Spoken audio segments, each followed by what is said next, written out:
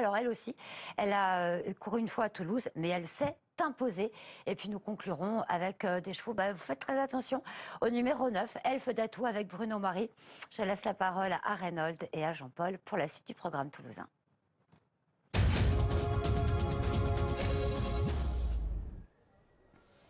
Merci Laure. Dans cette cinquième épreuve, nous aurons que deux concurrents qui partiront en deuxième ligne. Jean-Alain Elif présente le 2 Easy Star. Il est aux côtés de Reynold. Oui, Easy Star, quand on regarde ses dernières pertes, c'est pas si mal, mais souvent quatrième, a du mal à faire un petit peu mieux. Ouais, bon, là aujourd'hui j'ai rajouté des œillères descendantes pour essayer de la motiver un peu pour finir. On va voir si ça fait ou pas, quoi. Les débouches-oreilles, elle l'avait déjà? Oui, oui, ça, elle connaît par cœur ça. On va parler un petit peu de Brissac, savoir où il en est et comment est-il actuellement? Voilà, pour l'instant on travaille gentiment, hein, on n'invente rien et une quinzaine de jours avant la date du 11 juin pour Agen, là on commencera à travailler sérieusement. J'avais vu qu'il avait été, vous aviez reçu une invitation de Solvala pour le Harper's Hanover. Il me semble que vous avez pris votre décision. Oui, non, j'ai pas souhaité aller là-bas parce que bon, mon cheval en déplacement, il mange pas bien. Donc 6 jours partis, pour moi, ça faisait un peu trop longtemps. Et puis voilà, en plus c'est corde à gauche, une toute petite piste. Vu que corde à droite, il avait tendance sur les deux dernières courses à pousser à gauche. Bon, j'ai pas souhaité pour le moment me déplacer. D'accord. Donc même si ça avait été à droite, de toute façon, on a compris que vous ne seriez pas allé non plus dû au séjour qui est assez long sur place. Oui, je trouve que une journée pour y aller. Bon, l'avion c'était le vendredi, on revenait le lundi.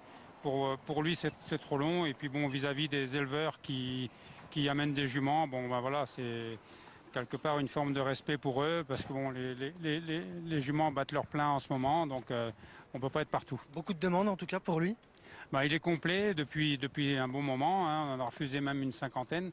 Donc voilà, il faut respecter les éleveurs et c'est un peu pour ça aussi que je souhaitais pas partir trop longtemps. D'accord, très bien. En tout cas, on le retrouvera à la fin du mois. Merci, Jean-Alain. Voilà, les concurrents qui vont passer par le rond de présentation. Nous avons une course de référence à vous proposer. Elle concerne le numéro 6, Éperon d'Or, qui est sous l'entraînement. La Kazakh et la drive de Richard William de Necher. C'est un fils de Prodigious. Et quelle émotion qui était déjà chez Richard. On retrouve Éperon d'Or pour sa troisième sortie. C'était sur l'hippodrome d'Agen où le 18 février, sur une distance de 2050 mètres, le cheval va tout simplement ouvrir son palmarès. Il va dominer entre autres Eliade des Anjos qui va terminer assez vite. Il va dominer également l'Espérance Mix. Eva Moko ce jour-là le long de la corde, vous la voyez, la Kazakh bleue se perdait dans ses allures, laissant place à Éperon d'Or qui avait tracé une belle ligne droite. Et à l'extérieur, vous voyez finir Elia des Anjos, le numéro 4 aujourd'hui, qui terminait vraiment de plaisante manière. Le voici, Éperon d'Or, je vous disais, concurrent bien né. Prodigious, le représentant donc de Jean-Philippe Dubois. Nous avons Patrick Thierry, notre fil rouge, qui présente ici Eddy Duvivier. 2 succès en 3 tentatives. Ouais, que s'est-il passé la dernière fois à Toulouse? Disqualifié, ce qui ne s'était pas passé les 2 premières courses. Voilà, il avait gagné bien ses 2 premières courses. La dernière fois, il avait le gaz pour gagner, pour rester invaincu. Et j'ai fait une bêtise, j'avais demandé au maréchal de l'alléger dans la semaine. Parce que c'est un cheval cadet de Muron, si vous voulez, pour parler technique. On lui a mis une paire d'acier. Et franchement, il a perdu la cadence à la lutte, mais c'était en plus avec une bonne jument. On l'a jamais vu courir encore à l'Autostar, puisque Marseille Vivo pas d'Autostar, Cassianès non plus, et Toulouse c'était 2009. Voilà, oui, non, c'est un cheval qui a plus de fond que de vitesse. Justement, l'exercice va le faire bien travailler. Après, souvent, une fois qu'ils ont pris leur place, les poulains, ils reprennent un peu. Lui, il pourra venir tranquillement. Il jugera sa course, Cédric. Mais c'est un poulain qui a un peu de vitesse et surtout du fond. Bon, très bien, s'il a les deux, ça va faire un tout bon cheval. Merci. Voilà, ce numéro 3 est actuellement le favori à la cote de 3 €. Le voici, rentrant en piste. Eddy Duvivier, c'est la Kazakh de Madame Moreau. À ses côtés, nous avons Eva Moko, qui fera partie bien sûr de l'effectif de Richard Westering. Et Richard qui présentera également le 5 Enzo Moko, qui n'a qu'un seul faux pas à son actif et qui sera drivé donc par Jérôme Chavat. Vous avez des informations, Reynold, sur Eva Moko? Ouais, parce que la dernière fois, ça m'avait bien plu. Hein. C'était Vamoko qui porte le numéro 7 aujourd'hui Autostar, sur sa victoire et sa deuxième place dernièrement. Et là, je l'ai senti moyennement confiant. Il m'a dit elle est en pleine chaleur actuellement. Alors, à savoir que les juments, quelquefois, ça peut être bien. Mais c'est souvent des fausses courses suite aux chaleurs. Donc, voir un petit peu comment ça se passe. Alors, j'ai pas pu le voir après son hit pour savoir un peu comment ça s'était passé justement. Mais je vais essayer d'avoir quand même cette info qui me semble importante. Il vient de rentrer en piste. Voici la représentante de Jean-Alain Alif, Easy Star. On va s'attarder peut-être également, Reynolds, sur la candidature du numéro 8, Epi d'Albret, qui est à l'aise avec le départ Autostart. C'est Bruno Manaker, l'entraîneur, qui est au sulky. Je trouve que la cote 22 € est peut-être un petit peu élevée, car c'est un poulain qui a déjà montré de gros moyens. Le numéro 4, Elia des Anjos, Jean-Jacques Dufat, Frédéric Closier. Pas lui reprocher grand chose, elle vient de s'imposer sur un parcours corde à gauche sur l'hippodrome de Grenade-sur-Garonne. Vous l'avez vu, elle terminait derrière Éperon d'Or le 18 février. Derrière, elle a été dominée par Étonnant le 22 mars sur l'hippodrome d'Agen. Étonnant, on le rappelle, c'est un des meilleurs poulains de Richard Westering. Donc il y a des enjeux, ce numéro 4 à 7,60, cote raisonnable. Elf Atout, Bruno Marie, un petit peu difficile à situer ce numéro 9. Qui reste sur des contre-performances, on va dire, à Mokanchi, à Argentan, disqualifié sur l'hippodrome d'Anguin dans une bonne épreuve sur 2875 mètres. On va essayer aujourd'hui la courte distance et surtout le départ à l'aide de l'autostart. Le voici, Epi d'Albret, qui m'a vraiment bien plu lors de ses 2 dernières sorties. J'étais présent sur l'hippodrome d'Agen le 5 mars où il s'est imposé associé à son entraîneur. Il dominait Eclipse du Boscaï qui effectuait ce jour-là un bon tracé. Eclipse du Boscaï qui porte le numéro 1, qui est un petit peu abandonné, 31 €. Certes, elle vient d'avoir une contre-performance à gauche. Ça s'est pas bien passé à Grenade-sur-Garonne. Il faut effacer Casamajou.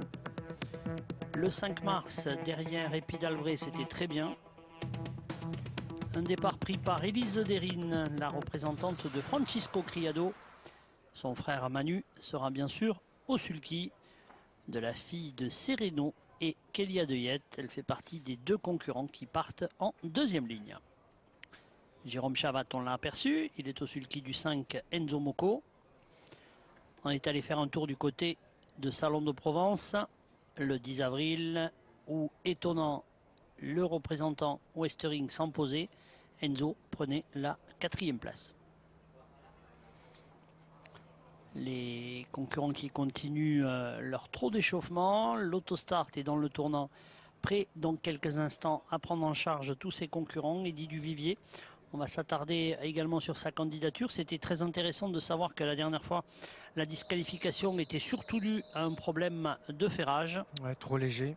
Ils avaient changé, ils avaient voulu alléger, ce qui n'a pas été en tout cas bénéfique. Donc il m'a dit le lendemain, j'ai remis la même ferrure que quand il s'est imposé par 2 fois. Hein. Vous avez un préféré dans cette course, Renaud? Moi j'aime bien, moi je pense que c'est Eddy Duvivier, si tout se passe bien, il a montré tellement de qualité. Après vous avez parlé d'Elia des Anjos, ça c'est bien aussi, ça me plaît bien parce que sur sa course où ça avait très bien couru, derrière Étonnant, vous en avez parlé, et je pense que ça peut bien faire. Ouais, moi je reste avec peut-être un outsider, mais pourquoi pas, ce numéro 8, Epi d'Albret. Qui lors de ces 2 dernières sorties m'a vraiment bien plu. Mais bon, c'est vrai qu'il va falloir battre Eddy Duvivier. S'il reste au trot, c'est un bon cheval. Ouais, il avait montré de la qualité. Hein. Bon, on ne peut pas encore l'alléger, mais bon, ça viendra à l'avenir. Hein. On va être fixé dans quelques minutes puisque le LED Starter vient de demander aux concurrents de se regrouper. C'est une épreuve qualificative pour l'Open des régions des 3 ans. Départ à l'aide de l'autostart. Moi j'avais vu Richard Denecher pour le 6, hein, puisque c'est une rentrée et puis que ça faisait partie évidemment des très bonnes chances. Peut-être pas encore assez près pour s'imposer. Il m'a dit sur la fraîcheur, il peut bien courir. Éperon d'Or. Voilà, tout ce petit monde va se regrouper. Les numéros 1 à 8 partiront bien sûr sur la première ligne. El Fatou part dans le dos d'Eclipse du Boscaï et Élise Derrine dans le dos d'Easy Star, le numéro 2. Alors, qu'y a-t-il, Manu? Il a un souci? Je pense que oui. Non, c'est apparemment Frédéric Closier qui a un problème. Alors, avec Elia Desangeaux. je suis pas vraiment certain. J'ai Il rentre. entendu. Ouais, ce qui est bizarre, c'est que le starter dans la voiture a annoncé que c'était Manu Criado qui avait un problème. Mais c'est pas Manu Criado, c'est Frédéric Closier. Vous avez tout à fait raison. Et c'est la croupière qui a cassé. Donc l'artifice qui vient en dessous de la queue et qui vient s'attacher à la sellette. Voilà, on l'a vu rentrer pas très loin des balances. Donc, à mon avis, on va changer la croupière, mais ça normalement, on n'en a pas pour très longtemps. Là, dans les écuries à côté, il y a Goethe qui est là, donc on devrait trouver une croupière assez facilement. Les Terry en plus se sont mis là ce soir, donc c'est bien aussi. Voilà, on a vu Eva Moko, elle est vraiment bien présentée, hein, cette jument. Ce numéro 7. Élevage Van Claveren. Voici Eclipse du Boscaï. L'élevage d'Éric Lebon, que l'on va saluer s'il est devant son Il est présent.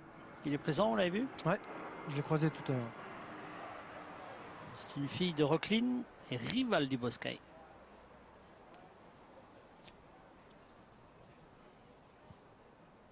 Numéro 10 est un petit peu tendu, Élise Derine. Kazakh de Monsieur Atchoukian, propriétaire depuis de nombreuses années chez Francisco Criado. On trottine avec les différents concurrents pour que les chevaux restent bien chauds. Même si la température cet après-midi était vraiment très élevée dans la région, ça fait plaisir d'avoir un petit peu de soleil. Ça y est, on revient en piste avec le 4. Voilà, on l'a aperçu derrière, le barbu, c'était l'entraîneur propriétaire, Gigi Dufat. Oui, ça a été vite fait pour mettre la croupière. C'est pas un artifice, c'est très difficile à remettre.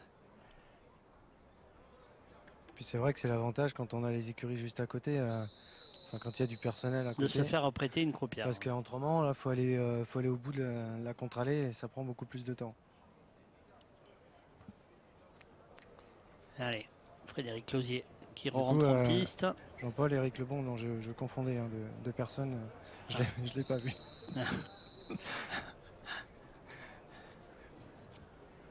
Pas grave. J'étais en train de me dire, non mais c'est pas la bonne personne dont on parle. Et je l'avais pas vu. Donc s'il écoute, il a dû se dire, mais il a vu quoi avant l'émission Reynolds? Non, je suis pas présent. Je suis dans la télé mais pas présent. Donc on lui passe le bonjour du coup. Je confirme que vous n'avez pas bu d'alcool. On lui passe le bonjour bien sûr. Voilà, numéro 3, Eddy Duvivier qui est toujours le favori à 2,70 €. Logique au vu de ses 3 sorties et surtout des propos de son entraîneur par rapport à sa dernière course.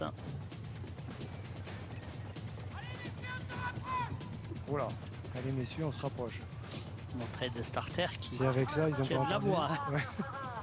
Il n'a pas le micro, mais on l'a bien entendu. Avec la vitre. C'est ça, vous l'avez entendu, vous, non? Avec la vitre ouais, qui me sépare, moi, je l'ai même entendu. Alors, voyez-moi dans les tribunes.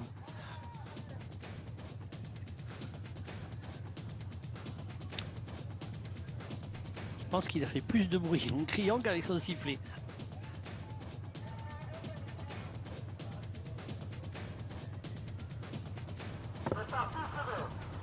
Allez, la voiture qui va commencer à démarrer et qui va prendre en charge donc les concurrents de ce 5e rendez-vous, le prix Aéro Constellation.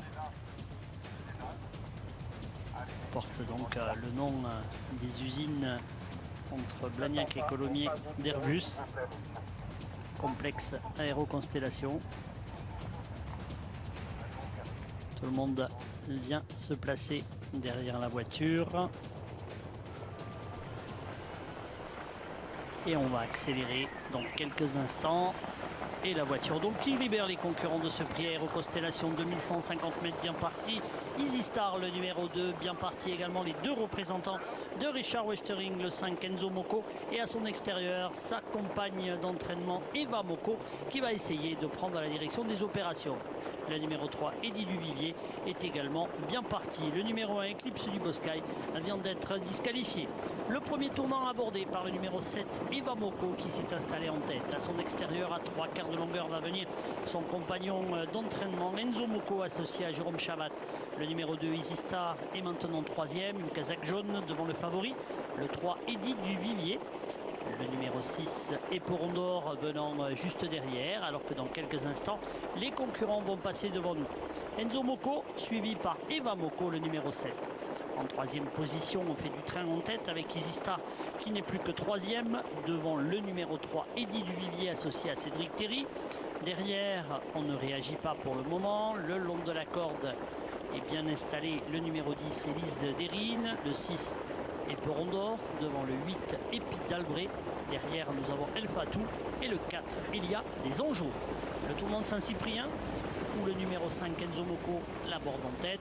En deuxième position, Eva Mocco qui s'est décalé du dos de son compagnon d'entraînement, laissant place à Easy Star qui est troisième maintenant. Eddie Duvivier a le bon parcours dans le dos d'Eva Mocco. On va aller 2 par 2 et passer devant le poteau du dernier kilomètre où on va accélérer en progression avec le numéro 5 Enzo Mocco qui contrôle Jérôme Chavat qui a vu venir Quentin Maché au sulky d'Eva Mocco. Easy Star, le numéro 2, est toujours troisième avec Eddie Duvivier en quatrième position, bien calé dans le dos du numéro 7 en embuscade. Le 10 Élise Derrine est suivi par le numéro 6 et le 4 Elia Desangeaux passe la vitesse supérieure. Frédéric Closier qui décide d'accélérer. Cédric Terry l'a vu venir. Il accélère également au sulky du numéro 3. Eddie Duvivier, le tournant final qui va être abordé sous la triple conduite des numéros 5 Enzo Mocco, toujours suivi par le numéro 3 Eddie Duvivier. Eva Mocco, le numéro 7, n'est plus que troisième. Easy Star enfermé côté corde. Il y a des enjeux, le numéro 4 qui a un petit peu de mal à tourner mais qui va tenter d'accélérer avec le 8 Épi d'Albret dans son dos. L'entrée à la ligne d'arrivée, Eddie Duvivier, le favori, le numéro 3 qui a maintenant pris la direction des opérations. On va bien finir avec le 4, il y a des enjeux. Le 8 Épi d'Albret à l'extérieur qui fait son effort alors que le numéro 5 Enzo Mocco est toujours là. Eva Mocco également qui va lutter pour les places. Nous sommes à quelques mètres du poteau d'arrivée avec le numéro 3 Eddie Duvivier qui est nettement détaché et qui va s'imposer, permettant au tandem Franck Terry et Cédric Terry de remporter une victoire. Le 5 sera deuxième et Porondor, le 6, va prendre tout à la fin la troisième place au dépens du 8. Et oui, la victoire du numéro 3 Eddie Duvivier qui s'impose. Il suffisait de mettre la première ferrure. Et il n'y a pas eu photo en tout cas aujourd'hui. Il a dominé de haute lutte la deuxième place pour le numéro 5. Un très bon effort final, vous l'avez dit, pour le numéro 6 Eporondor qui faisait une rentrée. Vient ensuite le 8. Je répète l'arrivée toute provisoire de cette cinquième épreuve. Victoire du 3, celui du 5, du 6 et du 8 à tout à l'heure. Alors pour la sixième du programme, une course montée apprentie. Oui, tout à fait. Une belle course d'ailleurs pour notre sixième rendez-vous. À tout à l'heure, messieurs. Et vous avez noté cette arrivée 3, 5, 6 et 8.